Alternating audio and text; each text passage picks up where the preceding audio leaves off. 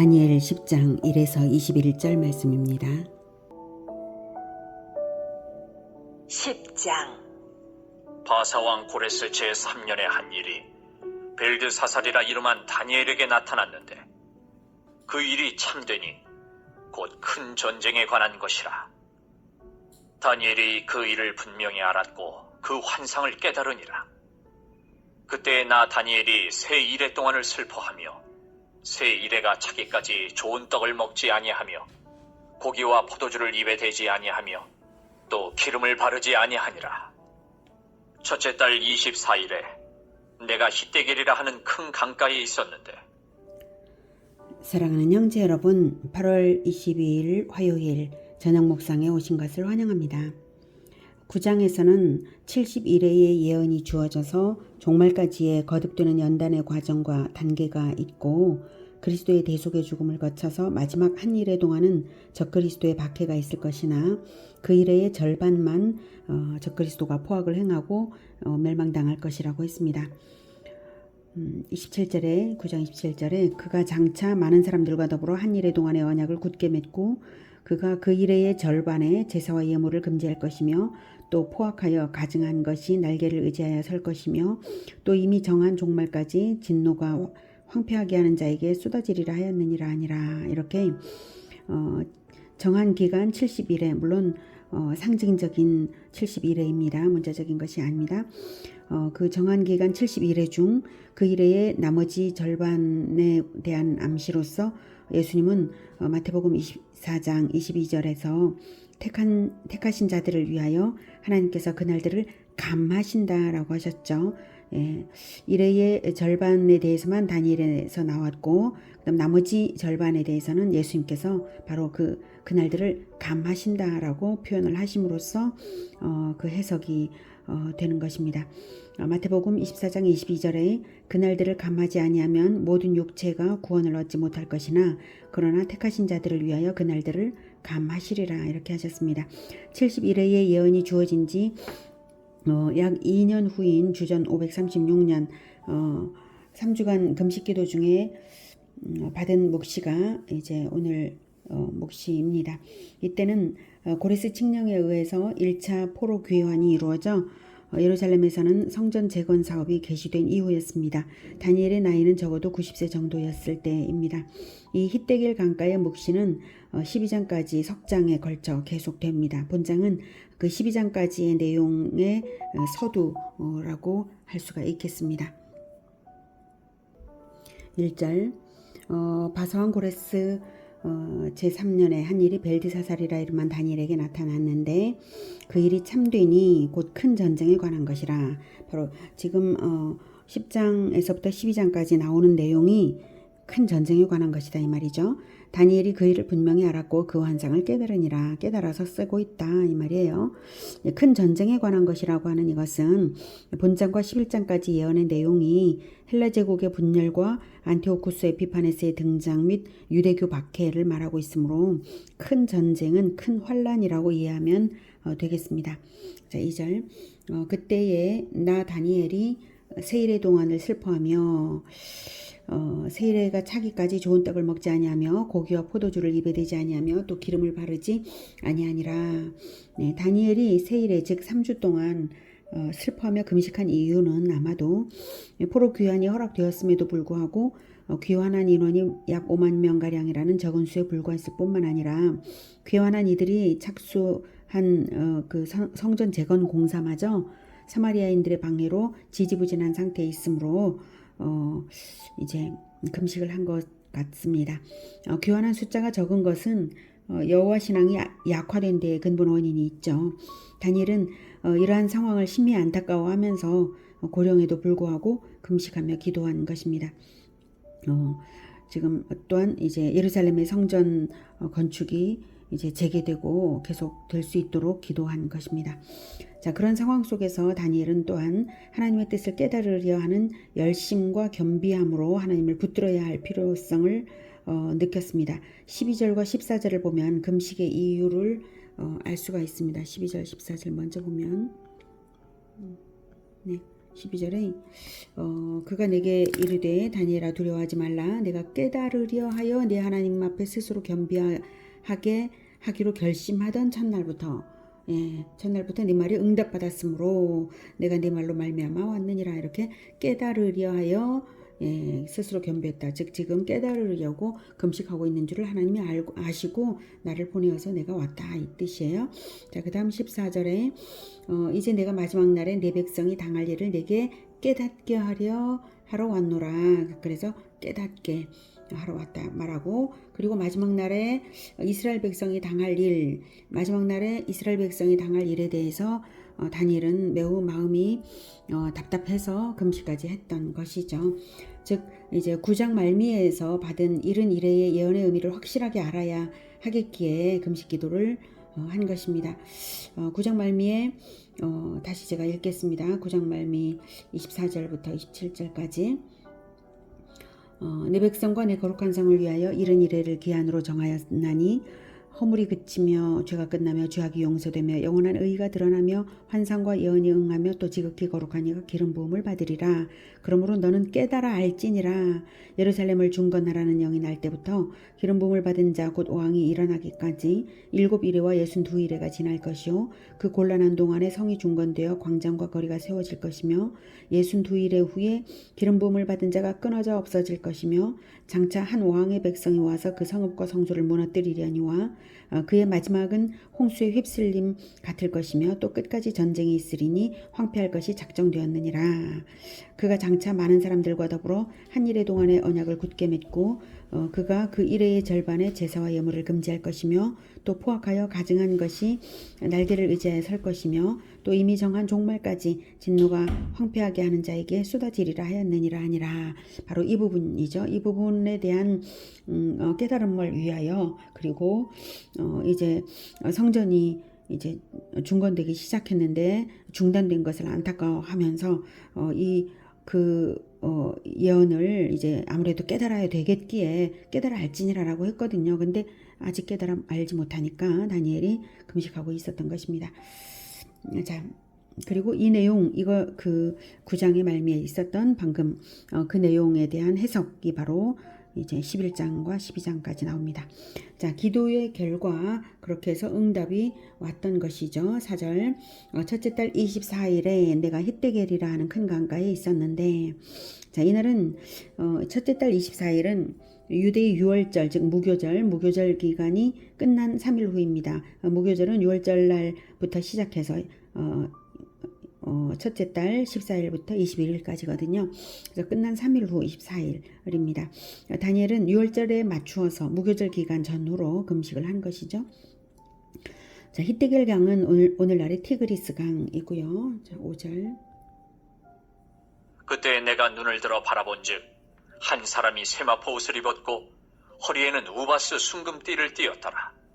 또 그의 몸은 황옥 같고 그의 얼굴은 번갯빛 같고 그의 눈은 횃불 같고 그의 팔과 발은 빛난 놋과 같고 그의 말소리는 무리의 소리와 같더라.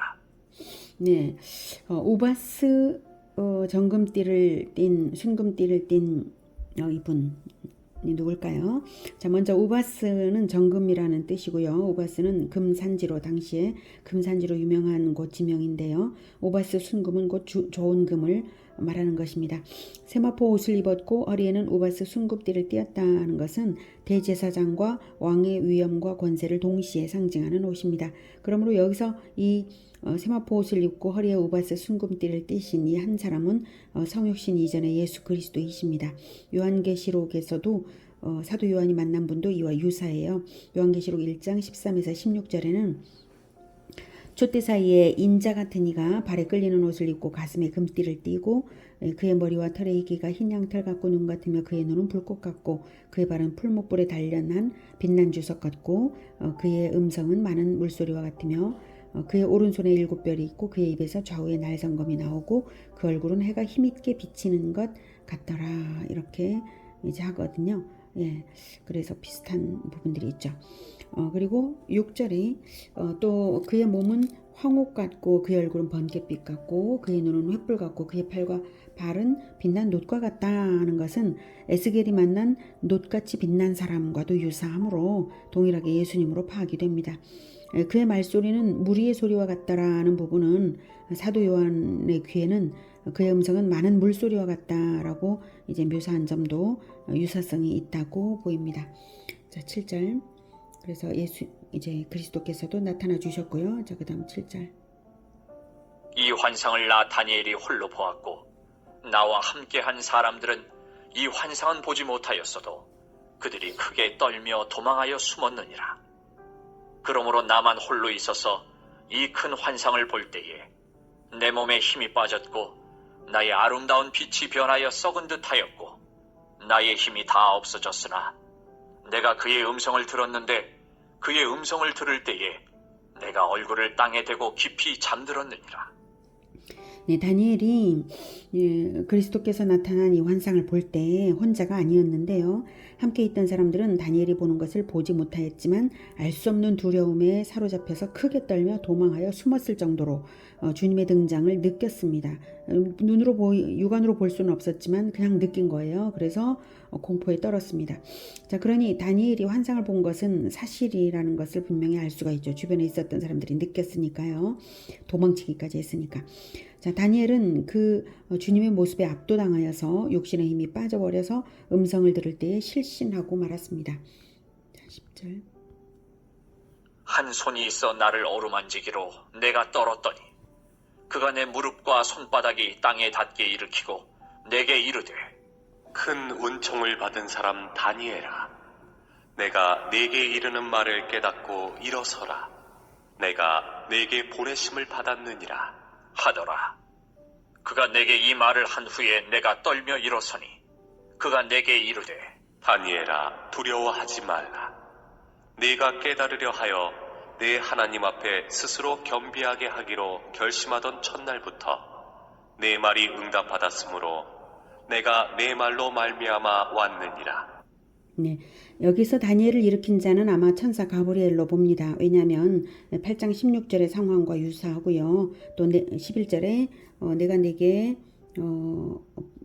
보내심을 받았느니라라고 말하고 있고 또 9장 21, 23절에서 가브리엘이 말하는 점과도 유사하기 때문입니다.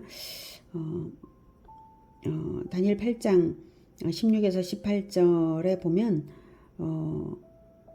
이제 상황이 유사해요. 내가 들은즉 을레강 두 언덕 사이에서 사람의 목소리가 있어 외쳐 이르되 가브리엘아, 이 환상을 이 사람에게 깨닫게 하라 하더니, 이렇게 주님께서는 뒤에 서 계시며 가브리엘에게 이제 명하시고요. 가브리엘은 그가 내가 선 곳으로 왔는데 다니엘에게 다가와서 그가 나올 때에 내가 두려워서 얼굴을 땅에 대고 엎드리매 그가 내게 이르되 인자야 깨달아 알라, 이 환상은 정한 때 끝에 관한 것이니라. 그가 내게 말할 때에 내가 얼굴을 대고 땅에 대고 엎드려 깊이 잠들매 그가 나를 어루만져서 이렇게 세우며, 이렇게 이제 주님의 명령을 듣고 가브리엘이 와서 이제 깨닫게 하기 위한 말을 해주고 또 이렇게 어루만져주고 이러는 것이죠. 그 상황이 비슷해요. 그리고 또 이제 다니엘 9장 21에서 23절에는 곧 내가 기도할 때에 이전에 환상 중에 본 그 사람 가브리엘이 빨리 날아서 저녁 제사를 드릴 때 즈음에 내게 이르더니 내게 가르치며 내게 말하여 이르되 다니엘아, 내가 이제 내게 지혜와 총명을 주려고 왔느니라.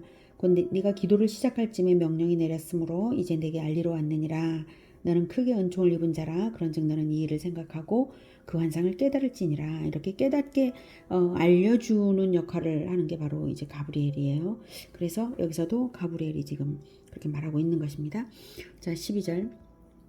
그가 내게 이르되 다니엘아, 두려워하지 말라. 내가 깨달으려 하여 내 하나님 앞에 스스로 겸비하게 하기로 결심하던 첫날부터 내 말이 응답받았으므로 내가 내 말로 말미암아 왔느니라. 9장에서도 다니엘이 기도를 시작하자마자 응답을 주셨죠. 이번에도 그랬다는 것인데요. 그러나 다니엘이 결심하던 첫날은 3주 전인데 이제야 온 이유가 궁금하죠. 9장에서는 기도를 시작하자마자 왔는데 말이죠. 자, 그것을 13절에 말합니다. 늦게 온 이유. 13절. 그런데 바사 왕국의 군주가 21일 동안 나를 막았으므로 내가 거기 바사 왕국의 왕들과 함께 머물러 있더니 가장 높은 군주 중 하나인 미가엘이 와서 나를 도와주므로 이제 내가 마지막 날에 내 백성이 당할 일을 내게 깨닫게 하러 왔노라. 이는 이 환상이 오랜 후의 일임이라 하더라. 네, 바사 왕국의 군주, 또 바사 왕국의 왕들은 문자적으로 바사 왕들이 아닙니다. 바사를 배후에서 지배하는 악한 영들을 의미합니다. 영들의 세계에서, 영적 세계에서 어떤 역학관계와 대결이 있음을 짐작하게 합니다.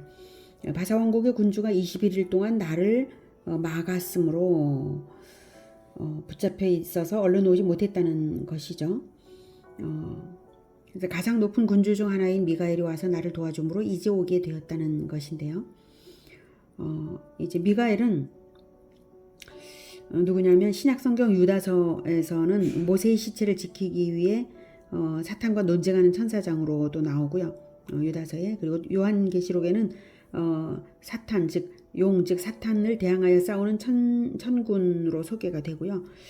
이렇게 본다면 미가엘은 사탄의 세력을 대항해서 거룩한 전쟁을 수행하는 천사장이고요. 하나님의 백성을 보호하는 이제 수호 천사이고 하나님의 선한 뜻을 수행하는 그런 천사장이라고 미가엘에 대해서 파악할 수가 있습니다.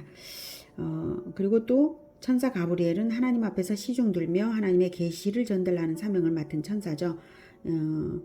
예수님의 어머니 마리아에게도 와서 이제 수태 고지를 하는 자가 바로 가브리엘이죠. 여기서도 다니엘을 깨닫게 알려주러 오는 그런 천사죠. 자, 이렇게 볼 때 천사들도 하나님의 계획이 차질 없이 성취되도록 서로 협력하고 있음을 알 수가 있습니다. 자, 그렇게 해서 예언을 풀어주기 시작을 했는데요. 14절 이제 내가 마지막 날에 네 백성이 당할 일을 네게 깨닫게 하러 왔노라. 이는 이 환상이 오랜 후의 일임이라 하더라. 자, 이 말들을 들을 때에 다니엘이 몸을 가누지 못했습니다. 그래서 15절 그가 이런 말로 내게 이를 때에 내가 곧 얼굴을 땅에 향하고 말문이 막혔더니 인자와 같은 이가 있어 내 입술을 만진지라. 내가 곧 입을 열어 내 앞에 서 있는 자에게 말하여 이르되 내 주여 이 환상으로 말미암아 근심이 내게 더함으로 내가 힘이 없어졌나이다. 내 몸에 힘이 없어졌고 호흡이 남지 아니하여 싸우니 내 주의 이 종이 어찌 능히 내 주와 더불어 말씀할 수 있으리이까 하니 또 사람의 모양 같은 것 하나가 나를 만지며 나를 강건하게 하여 이르되 큰 은총을 받은 사람이여 두려워하지 말라. 평안하라. 강건하라.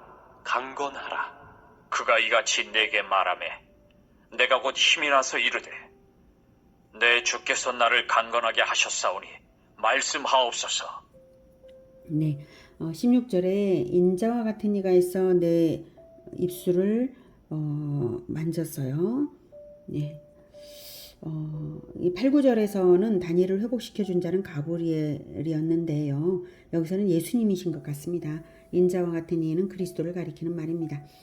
다니엘은 그리스도 앞에 서 있는 자신의 무력함을 아주 정말 처절하게 느껴서 힘을 잃었기 때문에 어찌 능히 내가 내 주와 더불어 말씀할 수 있으리까 하였고요.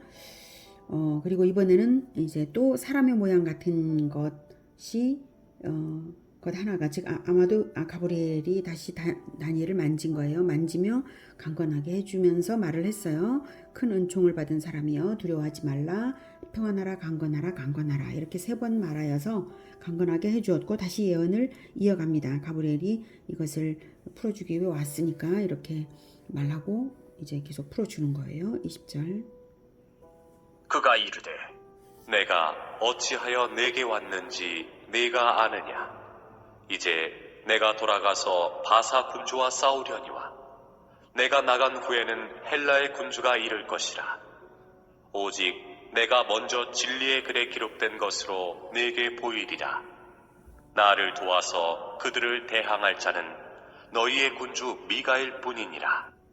네, 천사장 가브리엘과 미가엘이 하나님의 백성들을 위해 서로 협력해가며 매우 분주하게 일하고 있음을 알 수가 있습니다. 이것을 볼 때에 인간인 우리도 영적 전쟁을 태만하게 해서는 안 된다는 생각이 드는 부분입니다.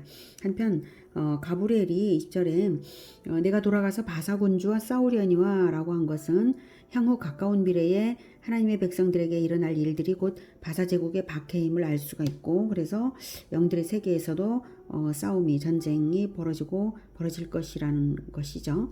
자, 그것은 역사 속에서의 사건으로는 이제 사마리아인들이 바사 왕들에게 요청하여서 귀환한 유대인들이 성전 공사를 못하도록 중단시키고, 또한 성벽 공사를 방해한 일들이 있었죠. 바로 그것들을 가리키는 말이라고 생각이 됩니다. 즉 가브리엘은 바사 왕들의 방해를 극복하도록 영들의 세계에서 싸움으로써 돕겠다라고 말을 한 것입니다. 자, 그런데 내가 나간 후에는 헬라의 군주가 이를 것이라 라고 하죠. 여기서도 문자적인 헬라 왕이 아니라 헬라 나라를 배후에서 조종하여 지배할 악한 영을 가리킵니다. 악한 영 헬라 군주가 이를 것이라는 예언은 지상세계에서는 실제로 헬라 제국이 바사를 무너뜨리고 들어설 것임을 말하는 것입니다. 그래서 헬라 군주가 이를 것이라 라고 예언을 준 것이고요. 자, 21절 오직 내가 먼저 진리의 글에 기록된 것으로 내게 보이리라. 나를 도와서 그들을 대항할 자는 너희의 군주 미가엘 뿐이니라. 먼저 진리의 글에 기록된 것은 이제부터 보여줄 11장과 12장까지의 묵시인데요. 아직 기록된 바는 없죠. 그런데 이제 기록되지 않았지만 기록되었다고 하는 표현을 쓰는데, 이제 하나님께서 확정하신 것이기 때문이고 확실히 이루어질 일로서 기정사실이나 마찬가지이기 때문입니다.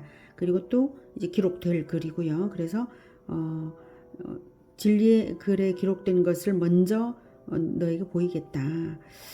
그리고 보여주고 난 다음 가겠다 이 뜻이죠. 먼저라는 말은. 그래서 너에게 보여주고 난 다음 이제 갈 건데 그들을 대항할 자는 너희의 군주 미가엘 뿐이다. 나를 도울 자는 미가엘 뿐이다. 이렇게 말을 하고 있어요. 자, 이 부분 다시 이제 천사들이 연합하여 대적과 싸우고 있음을 이제 알게 합니다. 이 부분을 강조하는 이유가 있겠죠. 천사들의 그 영적 전쟁은 곧 우리의 영적 전쟁입니다. 성경은 하늘 군대와 지상의 군대가 한 세트로 연동되고 있음을 알게 하는 장면들이 있습니다.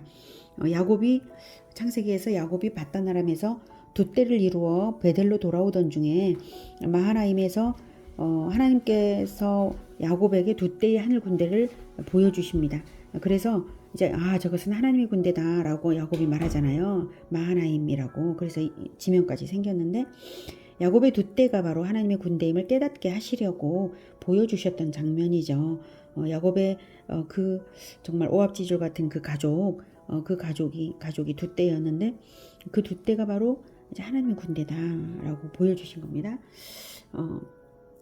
읽어보죠. 창세기 32장 1, 2절. 야곱이 길을 가는데 하나님의 사자들이 그를 만난지라. 야곱이 그들을 볼 때 이르기를 이는 하나님의 군대라 하고 그 땅 이름을 마하나임이라 하였더라. 네, 자, 그다음 다윗이 전쟁을 치를 때 다윗 군대보다 앞서서 하나님과 하늘 군대가 걸음 걷는 소리를 내어주시기도 하셨죠. 그래서 전쟁을 승리로 이끌게 하셨지 않습니까? 사무엘하 5장 24절에는 뽕나무 꼭대기에서 걸음 걷는 소리가 들리거든 곧 공격하라. 그때에 여호와가 너보다 앞서 나아가서 블레셋 군대를 치리라 하신지라. 이렇게 나오고 있어요.